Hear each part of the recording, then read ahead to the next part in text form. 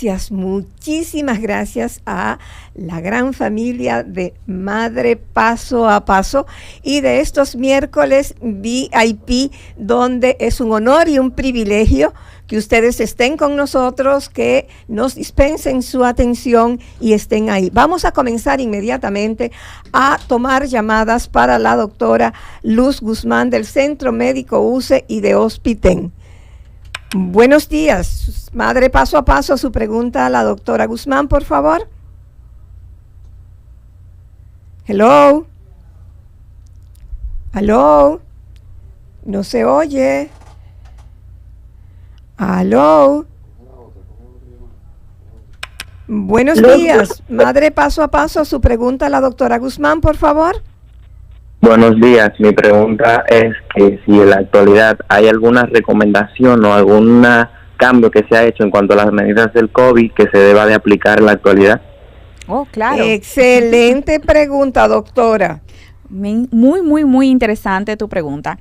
Ok, inmediatamente una persona es diagnosticada con COVID-19, hay cosas que han cambiado, otras que no. Lo ideal es, inmediatamente usted tiene el diagnóstico, debe comunicarse con su círculo más cercano, invitarles a que se hagan la prueba también para evitar contagio y propagación, ¿verdad? Ahora bien, respecto a su aislamiento, eso no ha cambiado.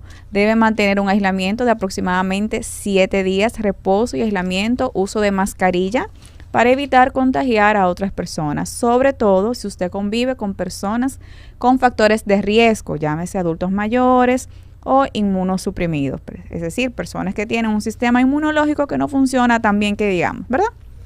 Entonces, sé que causa mucha curiosidad en la población a partir de cuándo dejo de contagiar a otras personas. Ok, después de 7 días de haber iniciado los síntomas, realmente la capacidad de propagación del virus es bastante disminuida. Sí se puede tomar medidas de precaución, de todas maneras, como pueden ser continuar utilizando la mascarilla cuando entre en contacto con personas con factores de riesgo hasta obtener 2 pruebas de COVID que podría ser bien antígeno con intervalos de 48 horas que ambas estén negativas o en su defecto que cumpla 10 días de haber iniciado las manifestaciones o de haber obtenido el diagnóstico. Esas son las pautas actuales que hay que tomar en consideración cuando se recibe el diagnóstico de COVID-19. Vamos a tomar otra llamada. Buenos días, Madre Paso a Paso, su pregunta a la doctora Guzmán, por favor. Buen día, yo quisiera saber a partir de los cuántos días de un paciente haber padecido influenza se empiezan a presentar los síntomas. Doctora, excelente. Las preguntas, Sí. ¿Verdad? Que nuestro público es increíble. Sí, ella preguntaba respecto a la influenza. Interesante. Influenza tiene un periodo de incubación que puede ir de 1 a 4 días. En términos medios podríamos decir 2 días aproximadamente, con un inicio abrupto de las manifestaciones, fiebre, tos, malestar general, dolor muscular. Se presenta, podríamos decir, un poquito más rápido el inicio de las manifestaciones versus el COVID-19. Una de las cosas que vamos a seguir tomando llamada ahora, pero hay algo que es de las preguntas más comunes que se han estado repitiendo cuando dijimos que íbamos a poner el asunto del programa y no dejan de enviarme, y eso es el asunto del síndrome del COVID prolongado.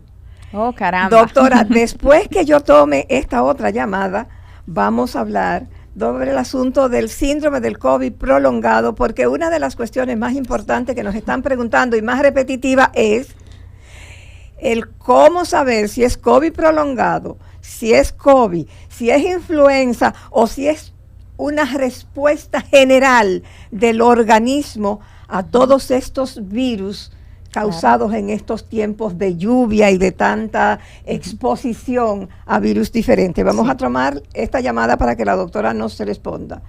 Buenos días, Madre Paso a Paso, su pregunta a la doctora Luz Guzmán. Sí, saludos, doctora. Mi pregunta es que según el contexto actual de las enfermedades respiratorias, ¿qué cuidados debería tener un paciente con EPOC? Ah, interesante. Me encanta tu pregunta. Paciente Perdón, con EPOC. Por favor, doctora, Sí. en palabras de a centavo, tradúzcanos. Sí, ¿qué es EPOC? EPOC es enfermedad pulmonar obstructiva crónica. Esta entidad básicamente cursa con una obstrucción fija al flujo aéreo a nivel respiratorio. Suele verse en pacientes fumadores tanto de primera mano como fumadores pasivos, y también en ambientes donde existe alta tasa de contaminación. Entonces, paciente con EPOC suele cursar con clínicas respiratorias frecuentes, ¿verdad? Infecciones respiratorias, propenso a ellas. Y por supuesto, mi recomendación para mi paciente con enfermedad pulmonar obstructiva crónica es utilizar mascarilla, sobre todo en esta temporada, para evitar contagios, porque son efectivamente pacientes con factores de riesgo a complicarse. Doctora, dejamos una pregunta bastante larga que envuelve 2 o 3 preguntas, Sí. pero fue la pregunta que más se repitió cuando hicimos la promoción del programa. Por favor. Síndrome de COVID prolongado, long COVID, como le llaman, ¿verdad?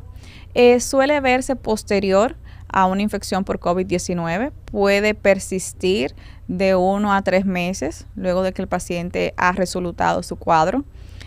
Básicamente tiene diferentes manifestaciones, donde a nivel respiratorio la más frecuente es la persistencia de una tos seca, irritativa, muy probablemente asociado a una hiperactividad bronquial postinfecciosa, ¿verdad?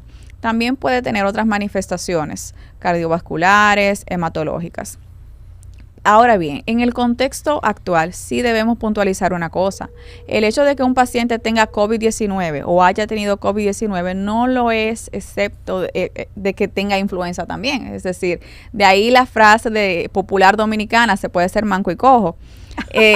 ¿Verdad? Yo no había oído eso. Entonces, siempre es importante ir de la mano a la consulta médica y cerciorarse de que realmente se trata de síndrome de COVID prolongado y descartar que no sea otro proceso infeccioso como influenza, otros virus de lo que tenemos circulando actualmente. En este caso, doctora, y vamos a tomar una llamada, pero le vamos a dejar, como hicimos ahorita, la pregunta en el aire. El asunto de que ya el virus del COVID es bastante más suave, ya no es tan voraz como fue al principio. Las personas deben de seguir y terminar su esquema de vacunación, pero vamos a tomar otra llamada, por favor.